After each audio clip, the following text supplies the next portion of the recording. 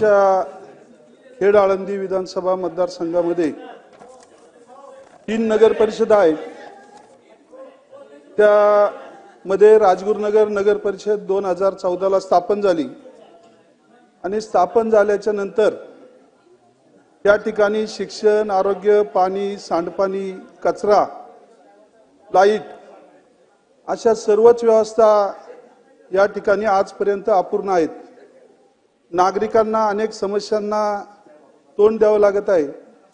अशा परिस्थितीमध्ये कोणतीही नवीन सुधारणा नसताना त्या ठिकाणी भरमसाठ अशी करवाढ त्या ठिकाणी केलेली आहे आणि त्या करवाढीला स्थानिक शेतकरी असतील, व्यापारी असतील, नोकरदार असतील, सर्व व्यावसायिक यांचा विरोध आहे आणि त्या माध्यमातून अनेक युवक, त्यामध्ये दीपक थिगळे आणि अनेक सहकारी त्या ठिकाणी उपोषणाला बसलेले आहेत।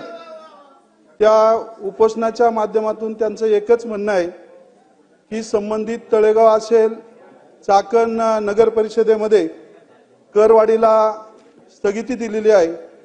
अशाच पद्धतीने राजगुरुनगर या ठिकाणी सुद्धा सध्या तरी स्थगिती द्यावी आणि या सर्व सुख सुविधा उपलब्ध झाल्याच्या नंतर आपण नियमाप्रमाणे करवाढ करावी अशी सर्वांची अपेक्षा आहे।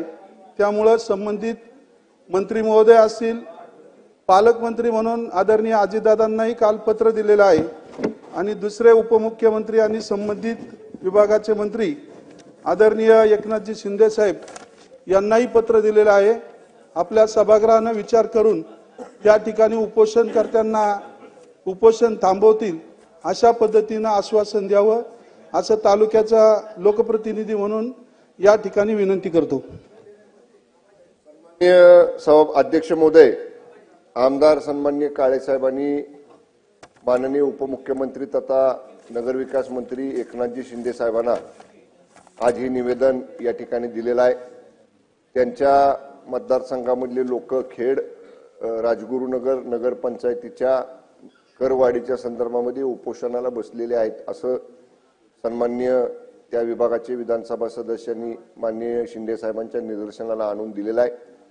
माननीय उपमुख्यमंत्री महोदयांनी या बाबतीचा अहवाल नगरविकास 2 या विभागाच्या प्रधान सचिवांच्याकडून तातडीने प्राप्त करून घेण्याच्या सूचना मला दिलेल्या आहेत।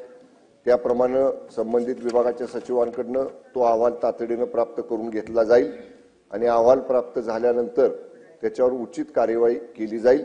माझी आपल्या मार्फत सन्माननीय आमदार महोदयांना विनंती आहे की त्यांच्या विभागामध्ये जे उपोषणकर्ते उपोषणाला बसलेले आहेत त्यांना उपोषण थांबवण्याची किंवा उपोषण सोडण्याची विनंती आम्ही करतोय।